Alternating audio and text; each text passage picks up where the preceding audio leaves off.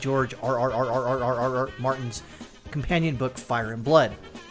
And that is to have sharks with frickin' laser beams attached to their heads.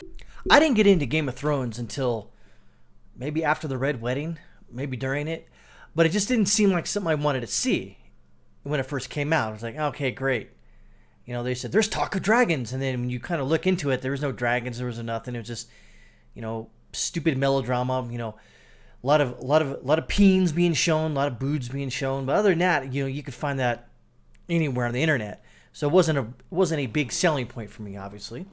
So, but then I got into it, and then seasons 7 and 8 sort of soured my taste, if you will. And then they were talking of at least 3 different prequels coming out. Now, they had one with Naomi Watts that was just dropped recently. Now, this other one, they're confirming House of the Dragon. HBO confirms 10 episodes of Game of Thrones prequel. Okay. Now, I don't like the 10-episode theme that's going on in the last couple years. I think I first saw 10 episodes when it was True Detective, when it first came out. I thought it was too short. They should have at least put it out 12 to 13 because it seemed kind of rushed right after this episode 4 of the first True Detective episode or a season. And it seemed rushed right after that, like the 4th episode. It seemed real rushed, and it just was like I didn't really care for it. And I've seen that's what they do. They try to stick to 1-hour episodes, maybe 55 minutes or something like that. But it just seemed like they try to pack in all this information, and then what do? They kind of die in season 8 with 6 episodes because they didn't want to. They're kind of pushing, and then those 2 knuckleheads went over to Disney Star Wars, and then whoops, they quit because they suck. So let's continue on over here. HBO confirmed details of new Game of Thrones prequel called House of the Dragon. The cable network announced Tuesday that it has ordered 10 episodes of the spin-off series based on George R. Martin's companion book, Fire and Blood.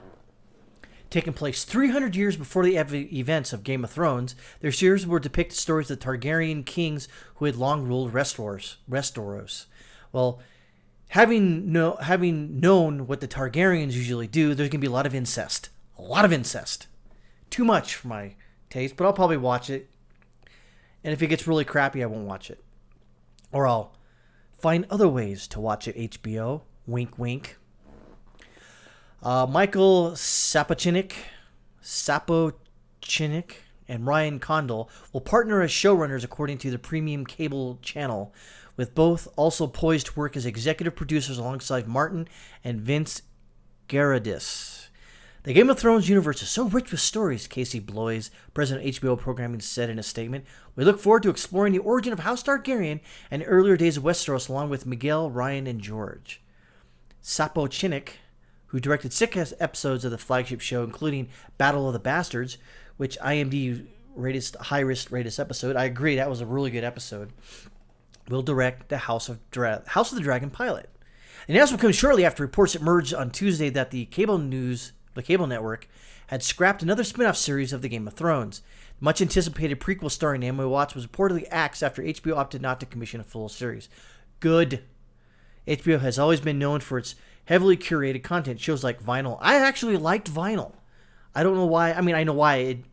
I guess it was too, I don't know, too much into the record industry in the 70s, which they, you know, which would have been good to know, or good to actually, you know, dramatize, if you will. It is sort of a subject that's not really been touched on. I mean, it has been, but not really like the HBO series was. And Hung. Oh yeah, I remember Hung. It was like that one guy. He was a gigolo, and he had a huge. Anyways, were canceled because they were not strongly received by viewers and other shows, despite millions of dollars worth of investment and critical acclaim. Premium cable service was put much of its production power behind new shows like The Watchmen, which debuted earlier this month to favorable reviews, as well as new seasons of Westworld, Barry, and Last Week Tonight. Okay, Last Week Tonight I will not watch because that guy is a complete unadulterated moron, idiot, liberal Democrat cuck, if you will. Barry, don't care for it because it's got some SJW, a little bit of little bit of SJW here. I don't really care for it. And Westworld, I watched the first season and I was just like, yeah, okay, it's people attacking robots, killing them, and they become sentient and they take over. Big deal. So, yeah, I'm not necessarily like over the moon, if you will, about this new series. I have a funny feeling that they're going to screw it up. It'll be good. It'll be an okay first season, somewhat better second season, really good third season, and then it'll just tank because they have to push a Mary Sue. They have to push some sort of female lead that can take all sorts of damage and is a badass. And ooh, she's a badass woman. Look at her go. Whoop-de-doo. And it's like, okay, and so what? Not it. I wish these stupid producers and directors, when they do these shows, where they would let the characters just basically mold and flow with the show how it goes, instead of just being pushed into situations that they shouldn't be in, for one. For two, they know they shouldn't be in. And three, any normal situation would be killed in an instant.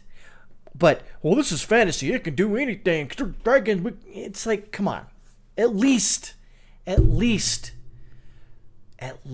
try to make a good show. That's all I actually would hope for. At least I would hope that they would do that.